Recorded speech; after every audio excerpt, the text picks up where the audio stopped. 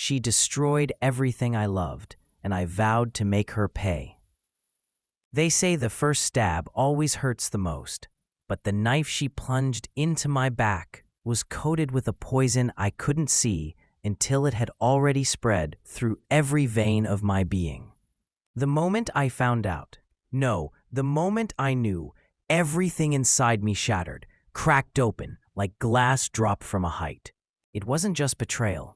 It was a calculated erasure of trust, a silent war waged behind my back by the one I gave my whole life to. She didn't just cheat. She destroyed. She burned down the fragile home we built from our dreams, our promises, our late-night whispers, and in that burning, I found a dark purpose awakening in me, an urge to make her feel the emptiness, the cold loneliness, the despair I now carried inside. I became a man no one recognized, not even myself. They say revenge is a poison, but sometimes it's the only thing that keeps you breathing. I will tell you everything, every raw piece of my shattered heart, every step I took into darkness, and the twisted path that followed. Because sometimes the only way out of hell is through it. I remember the silence that followed the storm. No shouting, no accusations, just the cold, heavy quiet that swallowed every word we never said. The look in her eyes was unreadable, like she'd already made peace with what she'd done, while I was left to drown in the wreckage. I spent nights replaying every moment, every smile, every touch, searching for the fracture I missed. How did I not see the cracks? Was I blind or just too desperate to believe in a lie? Anger burned low, simmering beneath a shell of numbness. But it was the pain that carved its way deepest into my soul. Pain that whispered, I was less than enough. Pain that shattered my belief in love and loyalty. Yet beneath the rage, a new resolve grew. A cold, ruthless promise that she wouldn't walk away unscathed. Not this time. I wasn't just broken. I was breaking her world. Piece by piece, the same way mine had been torn apart. And the game had only just begun. I became a ghost in her life, silent but ever present. Watching, waiting, learning her routines, her secrets, the hidden fractures behind her confident facade. Every lie she whispered, every excuse she made, was fuel for the fire growing inside me. I watched as she flaunted her freedom, as if the pain she caused me was nothing but a forgotten shadow. But I was far from forgotten. I was the storm she never saw coming, the reckoning waiting patiently in the wings. Slowly, I began to unravel the threads that held her world together. The friends who turned blind eyes, the lies that built her new life, the fragile alliances she took for granted. I didn't seek to destroy for the sake of destruction. No, this was a lesson, a warning, a mirror held up to show her the cost of betrayal. Every secret I exposed, every truth I forced into the light, chipped away at the perfect image she thought she had rebuilt. And with every crack, my broken heart found a bitter satisfaction. Because if I couldn't have the life we dreamed of, then she wouldn't have peace either. She would know the hollowness of loss, the sting of isolation, the very pain she left me to drown in. I knew that tearing down her carefully constructed facade wouldn't be enough.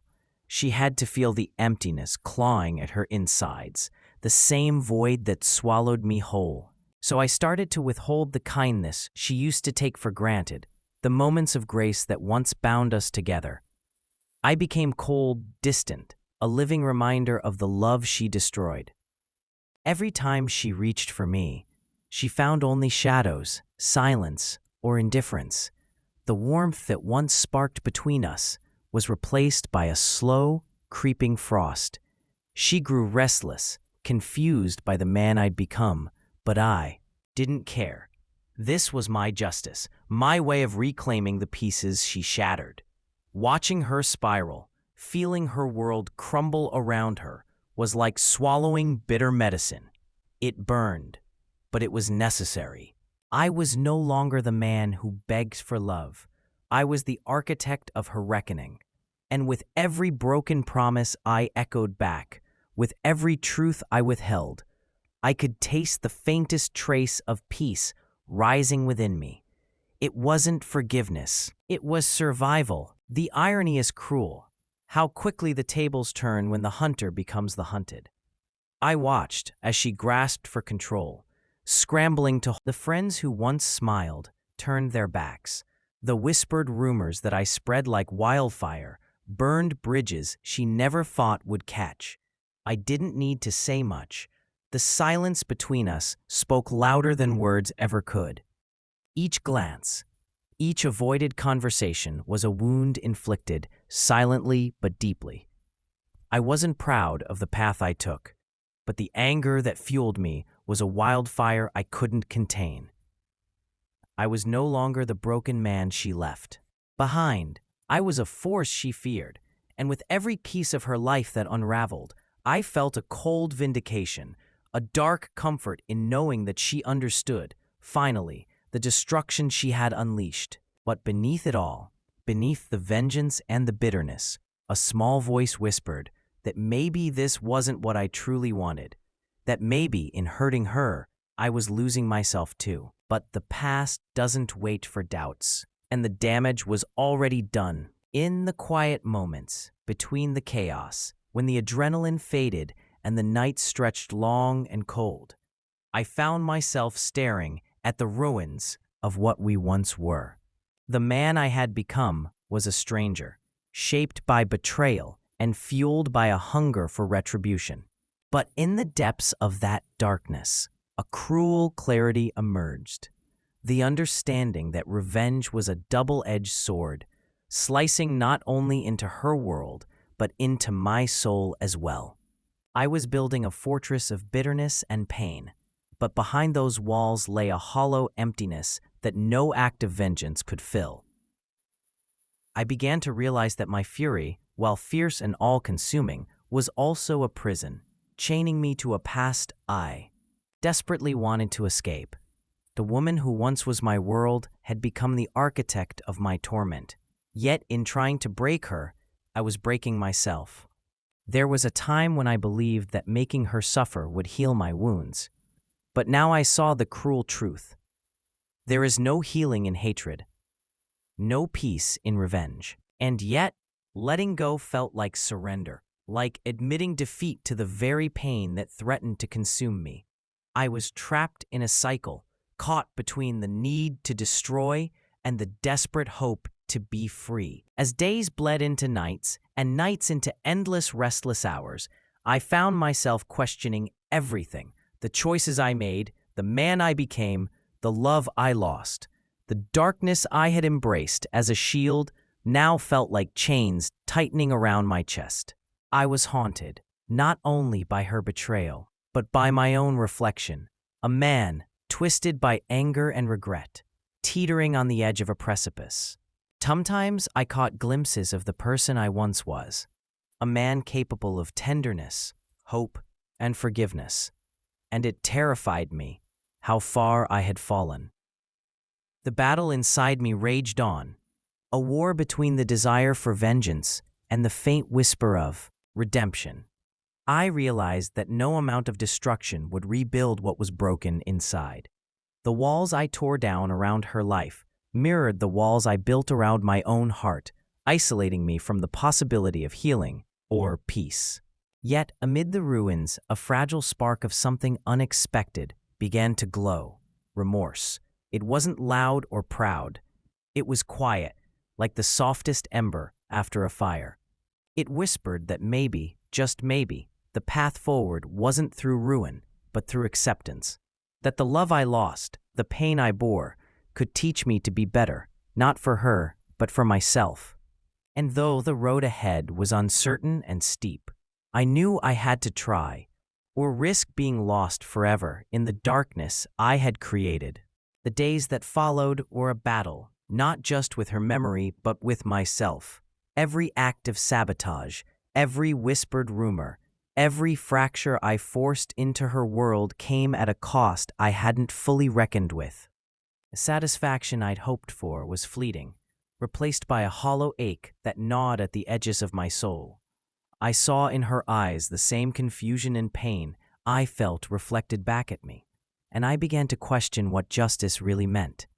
Was this revenge, or was it simply two broken people tearing each other apart because neither knew how to heal? The anger that once fueled me now felt like poison, corroding the very parts of me that still longed for peace.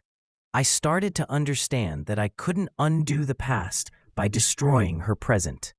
If I wanted to find a way forward, I needed to confront my own demons, to face the pain I'd been running from beneath layers of rage and resentment. It was the hardest truth I'd ever faced, that sometimes the person you need to forgive most is yourself. And, in that realization, amidst the ruins of a love lost and a life fractured, I found the first fragile seed of hope. Forgiveness felt like a foreign land, a distant shore I wasn't sure I could ever reach. But as the days turned into weeks, the edges of my anger began to soften, and with it came a bitter clarity. I was drowning, not in her betrayal, but in my own bitterness. Every step I took to break her world was a step further from my own salvation. The man I had fought to become, the man who sought revenge as a cure, was a shadow of who I once was, and perhaps a shadow of who I needed to become. I started to see that the destruction I wrought wasn't just a punishment for her. It was a sentence I was serving myself. The cold satisfaction I once craved was replaced by a hollow loneliness that no amount of vengeance could fill. I longed for release, for a chance to reclaim the pieces of myself I'd lost in the storm. The memories that once fueled my rage now became the mirrors reflecting my own faults and failures. And in those reflections, I found the first true step toward healing, not in hatred, but in acceptance. I knew the path wouldn't be easy, that forgiveness wouldn't come overnight, but for the first time in a long time, I believed it was possible. Because sometimes the greatest battle we face is the one within ourselves. In the quiet aftermath of my storm, I began to rebuild, not her world, but my own shattered self. The wreckage I left in my wake was a testament to my pain, but also to my humanity. I learned that vengeance could never be the answer, that breaking someone else's life only shattered my own further. The scars of betrayal and revenge would always remain, but they no longer defined me. Instead, I chose to carry them as reminders of the man I was, the man I lost, and the man I hoped to become. I sought forgiveness, not from her, but from myself, for the mistakes, the anger, the moments when I lost sight of who I was. It wasn't easy. Some days the past threatened to consume me again, but I held on to the fragile hope that healing was possible. Love, I realized, was not just about holding on, but sometimes about letting go, with grace, with pain, but with honesty. And though our story ended in heartbreak and ruin, it also became the crucible that forged a new beginning. I am not the man I was, but perhaps I am the man I was always meant to be. A man who has faced his demons, who has loved and lost, and who still dares to hope. Looking back, I see now that my journey was never about her. It was about me, about facing the darkest parts of myself that I had hidden away behind love and lies. The betrayal shattered more than our relationship. It shattered the illusions I held about who I was and who I thought I could be. In the wreckage, I found something unexpected, not peace, but a reckoning. A reckoning that forced me to confront the pain, the anger, the regret, and ultimately the possibility of forgiveness. I don't know if she ever truly understood the depths of what she took from me, or the lengths I went to reclaim what little control remained. But I do know this: hatred can consume, but it can also teach. It can break us, but it can also build. The man I am now is scarred and broken, but also forged in fire. and maybe that is enough. Maybe that is the truest form of redemption, embracing the broken pieces and choosing, every day, to move forward with whatever strength remains. The story doesn't end in revenge or ruin. It ends in survival, in hope, and in the quiet courage to face whatever comes next. Because in the end, that is all any of us can do.